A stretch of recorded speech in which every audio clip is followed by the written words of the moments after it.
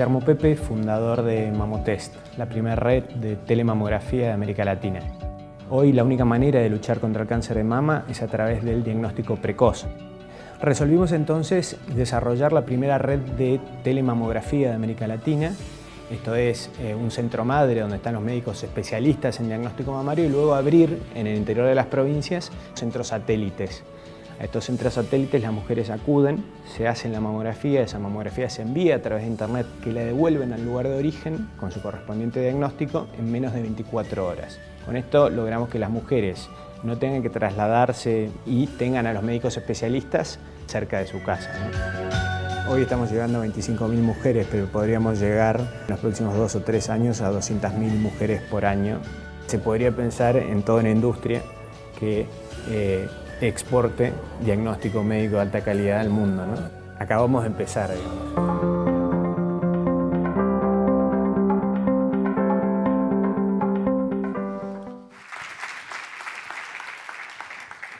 Muchas gracias.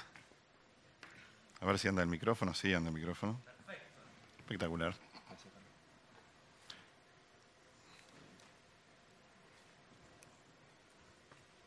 Y espérenme un segundo, voy a hacer algo.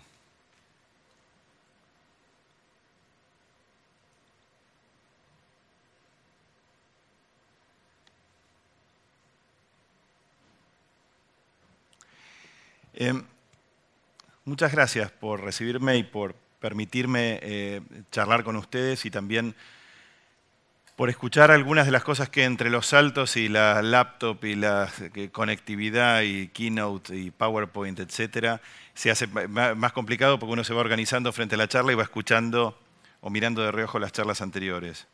Estuvo muy bueno lo que pude ir recibiendo indirectamente de eso y espero que lo que pueda compartir con ustedes les sirva. Y yo lo que quisiera hacer es una especie de reflexión sobre el tema este que se ha puesto tan tremendamente de moda, que es la innovación y el concepto de innovación en sí mismo. Déjenme mostrarles algo que no pertenece ahora, sino que es una mezcla del siglo XVIII y hoy. Esta es una pieza de videoinstalación de Gavin Turk. Gavin Turk es un videoartista y expuso en el Museo Freud, en Londres, esta pieza. Y esta pieza lo que muestra es esto, que no es un señor, sino un robot. Y este robot no fue creado hace 10, 15 o 20 años, sino hace 2 siglos y pico, de hecho. Y que es un autómata. Y ustedes están familiarizados con estas piezas casi de relojería, representadas antropomórficamente, una pieza que lograba mover obedecer a determinados comandos, hacer determinadas cosas, en este caso mover una pieza de ajedrez constantemente. Y pareciera que hay una obsesión, especialmente en este tiempo, y me llamó la atención la provocación de Gavin Turk de hacer esto, ni más ni menos que en el Museo de Freud, en lo que había sido la casa de Freud, porque si hay algo que es imposible con los humanos y con nosotros humanos, es predecirnos, o al menos eso pareciera. Somos por naturaleza, y ese es el encanto que tenemos, impredecibles.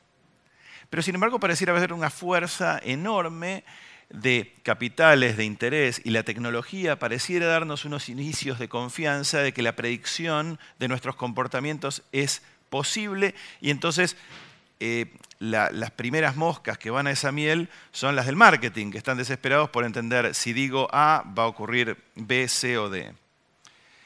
Pero yo quisiera referirme brevemente en el mundo de la innovación y la conversación de la innovación a un señor llamado Sócrates y una idea que él tenía que a mí me parece muy provocadora y muy interesante. Sócrates estaba fundamentalmente en contra de aspectos claves de la innovación en su momento. Y estos aspectos eran, les diría, muy disruptivos según él en ese momento y evidentemente claves después. Y ellos son la escritura y la lectura. Sócrates estaba en contra manifiestamente de la escritura y de la lectura. Y él explicaba en una expresión bastante interesante y una opinión bastante audaz de su parte, que la escritura y la lectura iban a impedir una herramienta fundamental de la convivencia social y política, que es el diálogo, la conversación. ¿Dónde va a quedar la conversación si ocurren la lectura y la escritura. Y yo creo que estoy de acuerdo con Sócrates. Estoy más de acuerdo que de desacuerdo, porque lo que trato de tomar es qué es lo que él quiso decir con esto. Lo que él quiso decir en realidad con esto tiene que ver con algo que vamos a inventar una palabra, y yo detesto las palabrejas combinadas y que dicen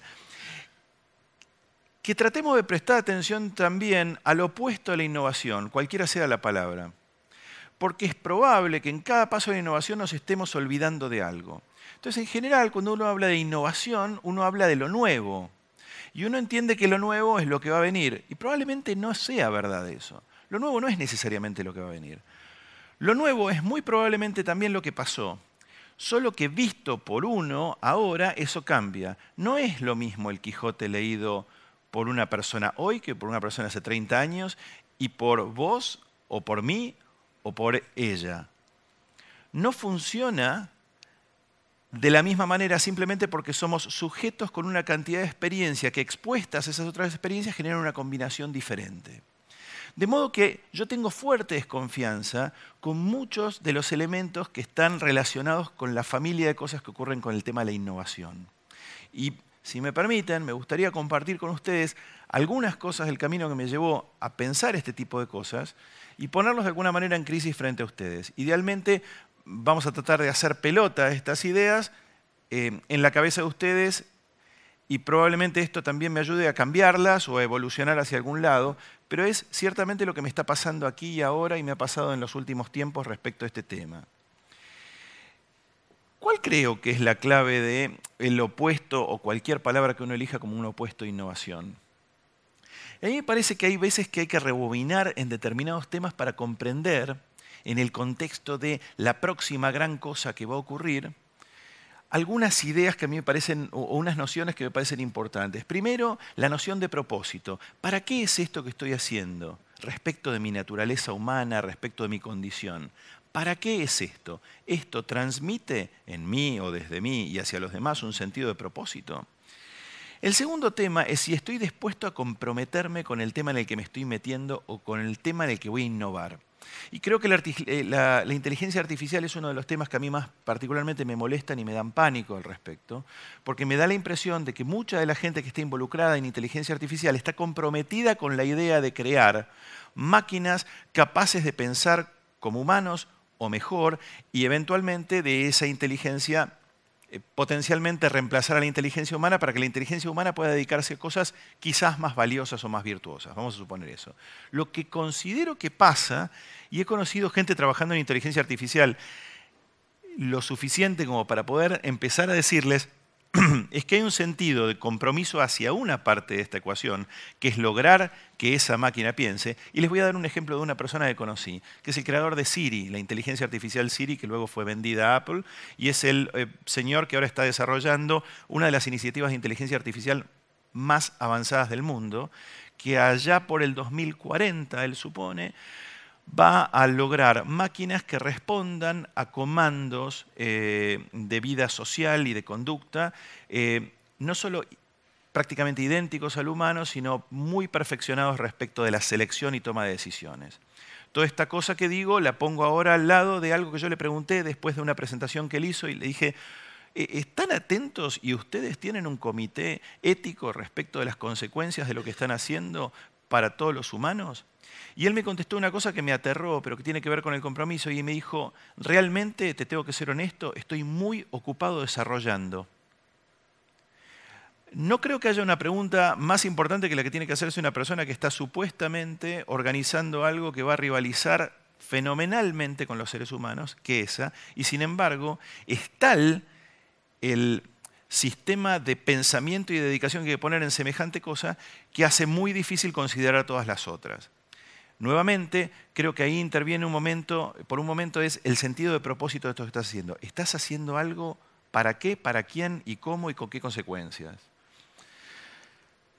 Eso nos lleva, creo yo, a una búsqueda de una determinada verdad y ser fuertemente honestos con esa búsqueda de esa verdad. Y por eso tuve que volver a Sócrates, porque me parece que eso solamente lo explica la filosofía y potencialmente para aquellos con una conexión con la espiritualidad, la teología.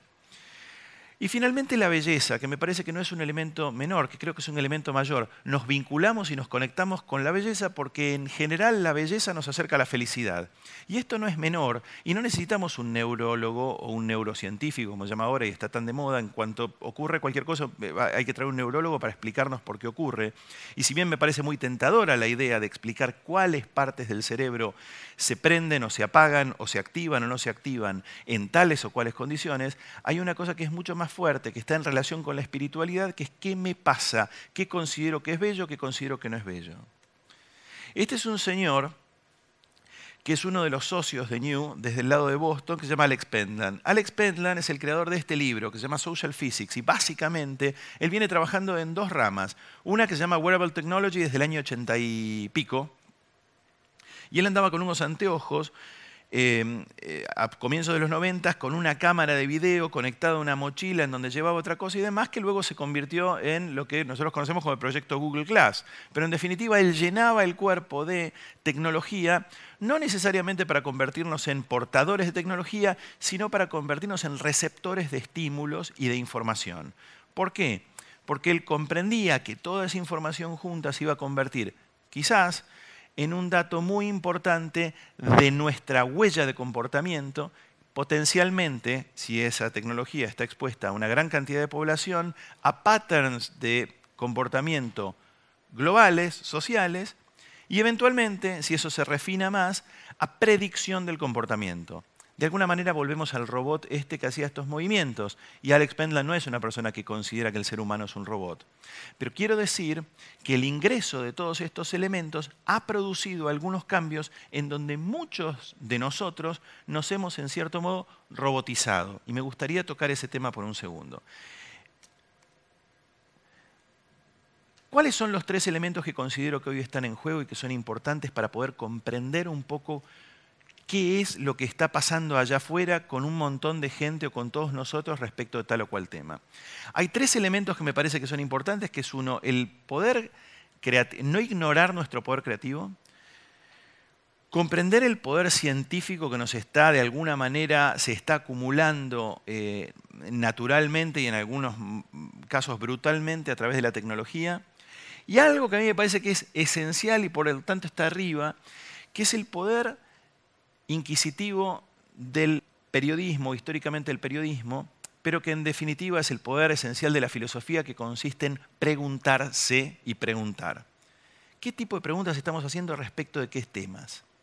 Y cuanto más simples las preguntas, a veces mejor, y me permito decir, cuanto más erróneas las preguntas en muchos casos, o más tontas o más ingenuas, pareciera mejor. ¿Y por qué creo que todas estas cosas son importantes? O al menos a mí me resultan importantes. Porque estoy viendo que está ocurriendo un montón de error allá afuera en nuestros usos o sobreusos de algunas herramientas que tienen que ver con la información tecnológica, con la tecnología, o con nuestro afán constante de innovar sin recapacitar.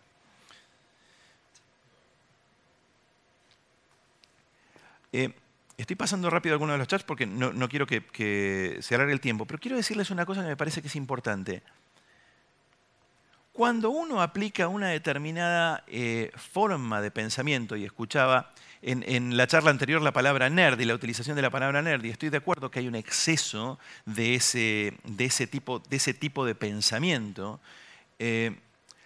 me hace acordar esta obra de Marvin Minsky. Es un matemático y es un desarrollador y es un tipo fenomenalmente importante en el mundo de la ciencia y posteriormente la tecnología, que creó esta máquina que creo que explica qué es lo que pasa cuando una persona en estado de nerdismo o de exceso matemático o de especulación de tipo casi matemático crea una obra.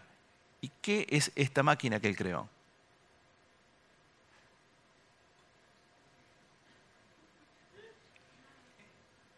Él creó esta máquina inútil, que consiste en una máquina que se prende para que la máquina opere apagando.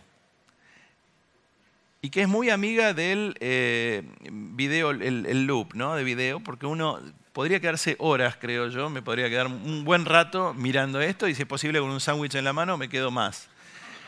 Creo que hay un gran peligro de que todas estas maravillas de la ciencia, la tecnología y la matemática nos lleven a este tipo de conclusiones. Mi abuelo era matemático, mi padre le gustaba mucho la matemática, arquitecto, y tengo una familia, hermanos, hermano arquitecto, que están en relación con la matemática. Pero a mí siempre me sorprendía esta cosa de que si vos vas de A a B y decís, bueno, ok, la mitad del recorrido de A a B es este recorrido, y la mitad de este recorrido es esto, y la mitad de este recorrido es esto, y la mitad, y la mitad, y la mitad. Pareciera ser que nunca llegabas a A, o sea, que nunca podías empezar, o por lo tanto también, si hacías la ecuación para el otro lado, desde el punto de vista matemático, era posible que si hacías ese ejercicio nunca ibas a llegar a B. Yo decía, pero se puede llegar a B, efectivamente se puede llegar a B, yo puedo ir desde acá hasta acá y agarrar algo. ¿Cuál es la diferencia que hay entre la matemática y la especulación teórica de algo y la realidad? Y yo les voy a dar un ejemplo de algo que yo leí los otros días sobre el servicio de inteligencia francés en su contratación de talento. Y ellos escribieron un brief que a mí me parece muy, muy francés y muy interesante, que decía: buscamos PhDs, o sea, doctores en filosofía, buscamos PhDs que puedan ganar una pelea en un bar. Y a mí me pareció una de las provocaciones más interesantes respecto a quién estaban buscando. En realidad, estaban buscando una persona que tenga capacidad académica, pero también tenga calle y que se pueda comer un par de manos, y en lo posible poner un par de manos. Pero eso lo que implicaba es una lectura del humano, una lectura del otro lado. Yo, mientras estoy trabajando en esto, en donde se combinan un socio del MIT y gente del lado de Londres que tiene que ver con más el palo de la creatividad, y mezclar y cruzar analytics con creatividad y con impulso creativo, hago lo imposible, y me imagino que todos ustedes hacen lo imposible, para vincularme de las maneras que sean posibles con las mentes menos brillantes del mundo. Y esto fácilmente le da bienvenida a mi mente. Eso tranquiliza enormemente la ecuación, porque yo me relaciono fenomenalmente con similares. Y lo que me parece que estamos empezando a perder es una cosa que yo creo que es tan sencilla como el contacto con los otros, que es un aspecto muy, muy esencial y muy original respecto de origen, pero supuestamente muy poco innovador. Les quiero contar muy rapidito cuáles son las cosas que hemos estado haciendo en los últimos tiempos. Una de ellas consiste, un poco en el anticipo que hacía José, en colaborar con las FARC y con el gobierno en dos cosas: ayudar a FARC posteriormente al conflicto, y dado que pareciera ser imposible negar la paz y el acuerdo de paz, a re-engage con la sociedad, a restablecer un vínculo con la sociedad, y luego analizar referéndum y escenarios posibles del referéndum. Básicamente, se trataba de encontrar un poco de calidad de información. Encontrándome con los comandantes de la FARC, ellos pudimos establecer una buena relación y un buen diálogo en la búsqueda de información y el entender de dónde ellos venían y de qué manera ellos habían llegado al lugar en el que habían llegado. Pero eso fue únicamente posible a través de un viejo recurso que se llama sentarse a charlar con alguien. Y tener esa conversación desde los lugares más simples posibles y lograr eventualmente esas inquisiciones, no con preguntas demasiado inteligentes. No necesariamente tenía las preguntas más inteligentes, pero tenía las preguntas más sinceras.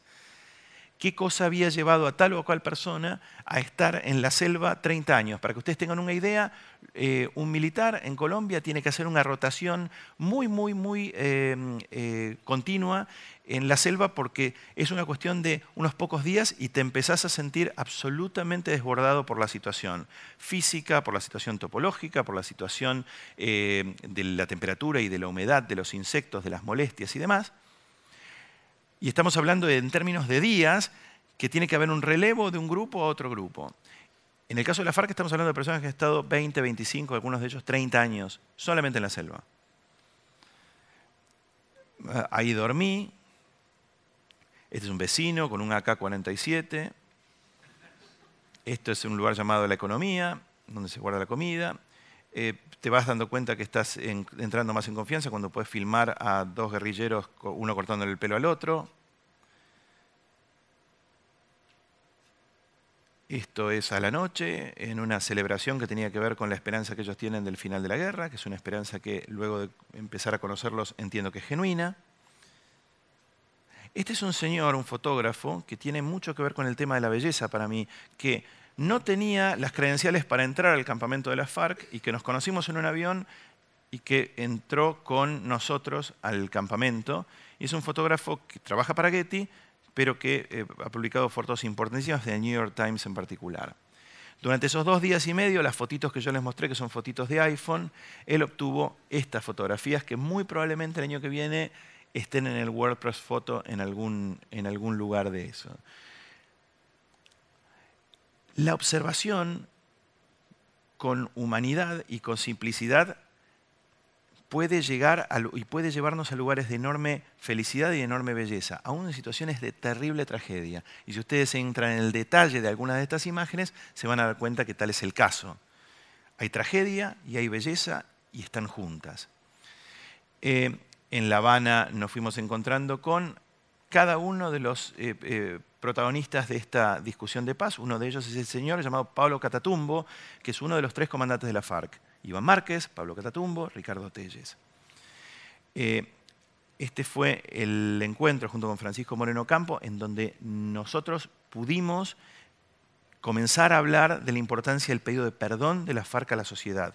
El perdón antes que nada, y pudimos encontrar y comprender que francamente había argumentos para creer que las FARC estaban en una nueva etapa.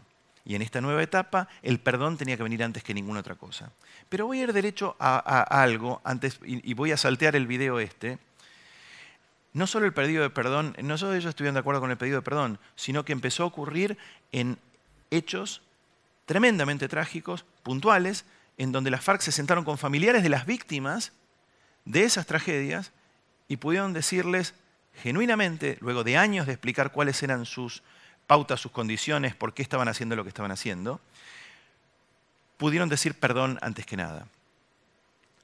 Y las reacciones de los familiares, que podían haber sido reacciones exasperadas, fueron total y absolutamente sorprendentes en el sentido de que se encontraron aliviados de que podían al menos encontrarse con otros humanos a compartir ese dolor. Esto es una reconfiguración enorme de todo un grupo de gente, miles de personas, me refiero a la FARC, que tenían una agenda diferente y que ahora entienden una posibilidad distinta. Claro que allá afuera, en el resto de la sociedad colombiana, había un referéndum que iba a ocurrir. Y en Bogotá pude estar con todas las personas posibles respecto de esto, desde el expresidente Gaviria hasta chicos de 10 años del colegio.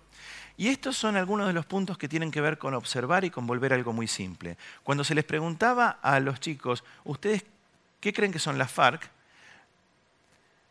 ¿Qué son las FARC? Ustedes pueden ver a una chiquita en la primera fila que se agarra la cabeza y unos chicos que hacen esto.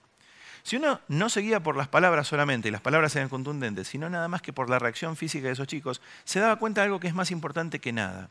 Que verse con chicos de 10 años lo que ayuda o colabora es a darse cuenta de qué está ocurriendo en el riñón de una familia respecto de un tema, de una manera mucho más simple y mucho más directa. Esa información no era la información que las encuestadoras estaban recibiendo.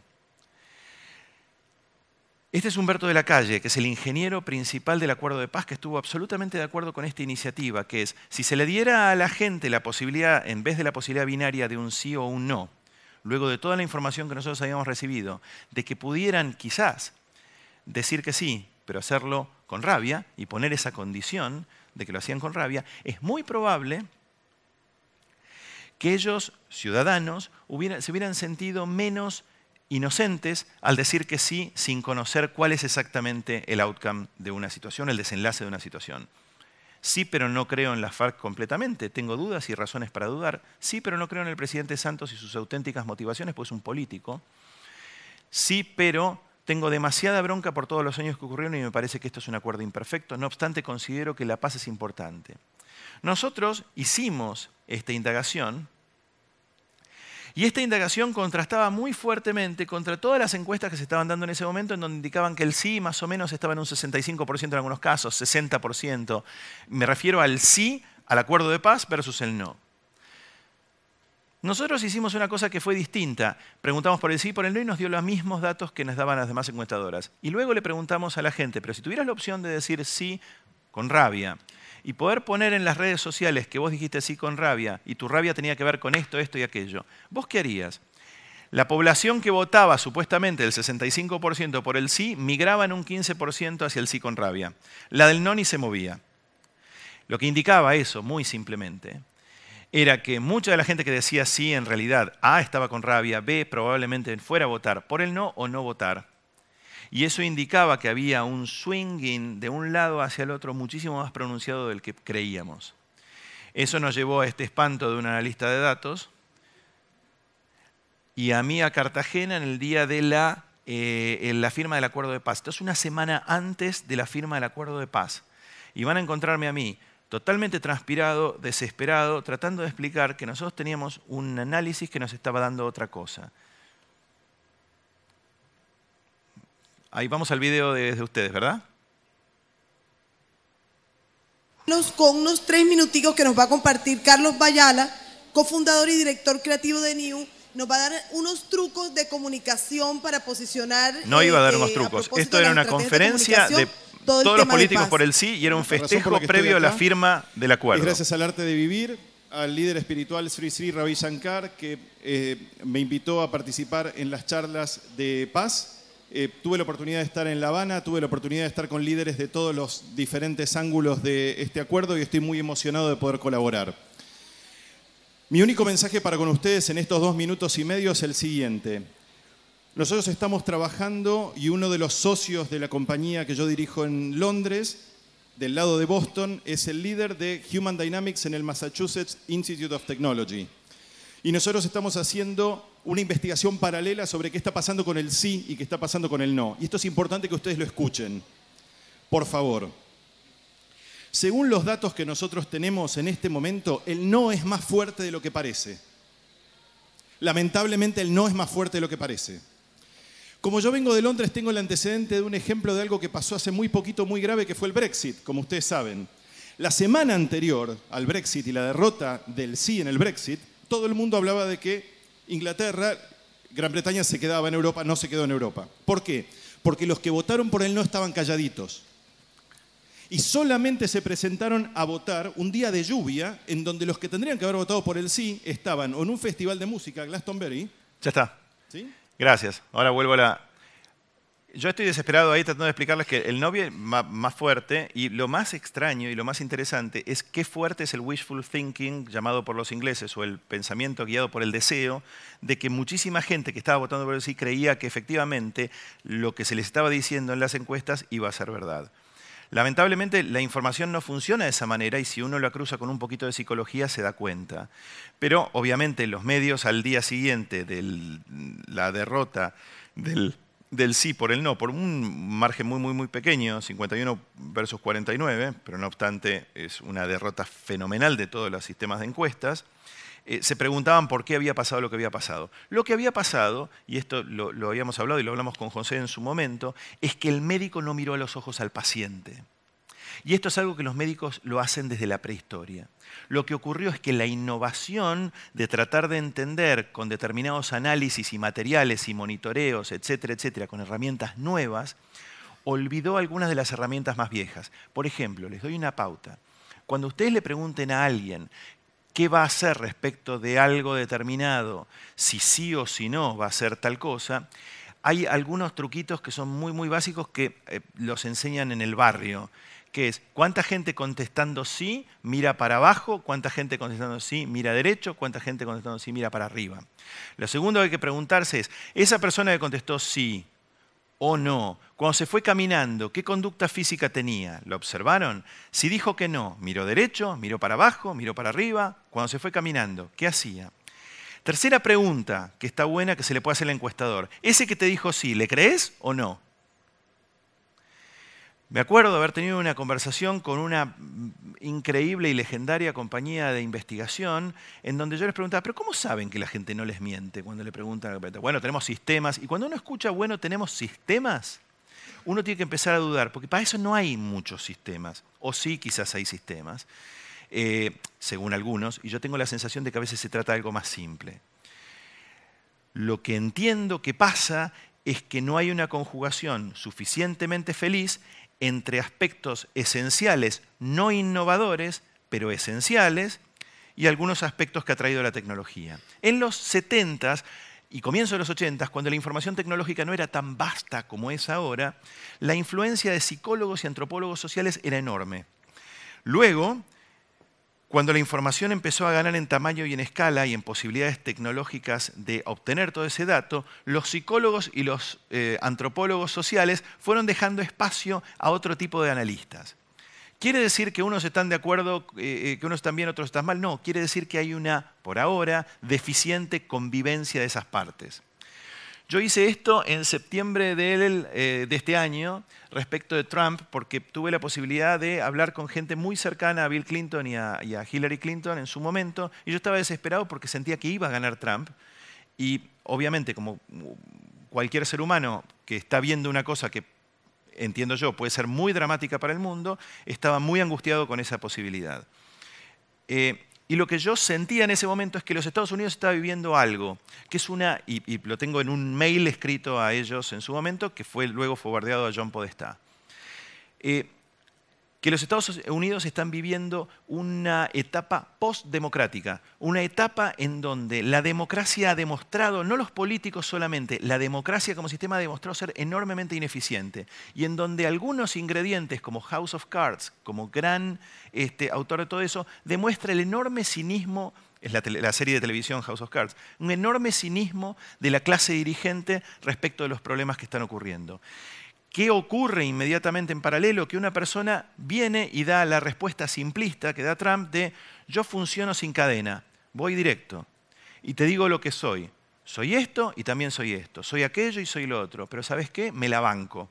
Y ese argumento tan tremendo y tan elemental fue un argumento apolítico e incorrecto. Y esas cosas son tremendamente atractivas. En esta pequeña historieta yo figuraba el mapa de los Estados Unidos en la terraza del Trump Tower a punto de tirarse, no muy convencido, y con un montón de gente haciendo esta cosa que se hace con los suicidas de alentar a que alguien se tire y ver qué pasa. Y tengo la sensación que hay una buena parte de la población tremendamente desencantada con la globalización, ve el aspecto fallido que tiene la democracia en la respuesta directa de sus problemas, que apostó por él por esa razón. Y esa razón está llena de adrenalina. Esto nos llevó al Vaticano y a trabajar y empezar a trabajar con un señor llamado Monseñor Ruiz y básicamente Monseñor Ruiz es el tipo que está encargado de que el Papa Francisco tenga 30 millones de seguidores en Twitter y 3.2 millones de seguidores en Instagram. Para que entiendan, 3.2 millones de seguidores en Instagram no es mucho comparado con Justin Bieber, pero tener 200.000 retornos todos los días en Instagram de gente, todos los días sin falta promedio, es un dato récord. Y estamos hablando de una persona que es hoy en día una especie de rockstar, pero maravillosamente mezclado con aspectos fundamentales y valores fundamentales. Yo les podría contar varios de los proyectos en los que estamos y en los que estamos trabajando. Uno de ellos tiene que ver con la NASA y con la misión a Marte y cómo explicarle a toda la gente que hay que explicarle y a la opinión pública en los Estados Unidos, y este es el líder de la opinión en tierra, de la operación en tierra, de qué se trata, explicarle a todo el pueblo de los Estados Unidos y al mundo entero cómo va a ser la NASA para poner gente en Marte, no ahora ni el año que viene, sino en 15 años, y cómo sostener la atención de una enorme comunidad respecto de un tema que pareciera ser tan lejano con la inmediatez que tiene hoy el media system y nuestras capacidades de reacción. Esto es lo último con lo que los voy a dejar. Y me imagino que esperaban algo un poco más delicado que esto.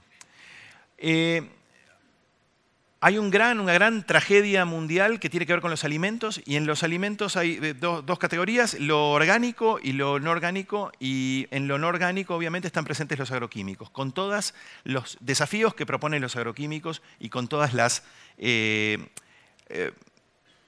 amenazas que tiene a nuestra salud, que involucra nuestra salud. Y obviamente que del lado de la innovación uno puede creer que es imposible avanzar en la idea de los alimentos sin pensar que los agroquímicos van a ser un elemento central. Y esto es cierto. Sin embargo, gente de innovación, del Departamento de Innovación de Greenpeace, considera que sería muy importante tener una posibilidad que lo orgánico tenga una posibilidad masiva en el mundo nuevamente. Que lo orgánico vuelva y que de alguna manera se vuelva a explicar lo orgánico, no como algo premium o algo selectivo, sino como algo que realmente está a disposición de todo el mundo. Estamos desarrollando una yerba, y es una yerba mate, y hemos registrado una marca que va a dedicarse a los jóvenes, que es orgánica, pero que no va a decir orgánica en ningún lado, porque tenemos información que indica que hoy el público grande, cuando se le dice orgánico, dice muy lindo, pero no es rico. Muy lindo, pero tiene un sabor que es demasiado básico, o demasiado bravo, o demasiado intenso para lo que es un paladar mío que está absolutamente acostumbrado a otra cosa que ha sido los últimos 30 años de comida industrializada. Lo que hicimos entonces fue registrar un nombre que representa esto que uno sostiene cuando tiene el mate, que es esta vasija. Pero que por supuesto alguien puede interpretar que tiene otras connotaciones que pueden llegar a hacer un ruido muy grande en mundos de social media y de peer-to-peer influence, la influencia de una u otra persona. Esto es un proyecto que tiene como intención tratar de explicarle al mundo del orgánico que la relación que están teniendo hoy con el mundo es una relación un poco elitista y un poco limitada, y tratar de comprender si el comportamiento humano respecto del orgánico a nivel masivo es posible o no es posible.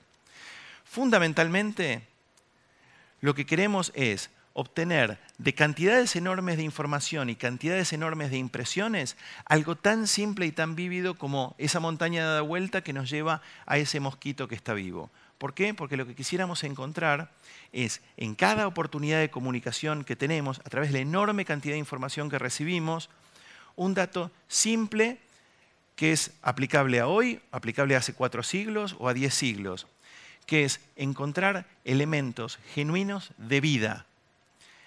No elementos artificiales, no elementos complejos, sino elementos simples que estén vivos. Y en la medida que uno aplique, creo yo, y esto es una visión muy particular, esa madurez y esa mesura a algo tan delicado como la innovación, y uno la reúna con sentido común y que también la reúna con el respeto de estudiar el pasado, creo que la innovación no solo es posible, como lo está haciendo hasta ahora, sino además algo quizás más importante, útil. Muchas gracias.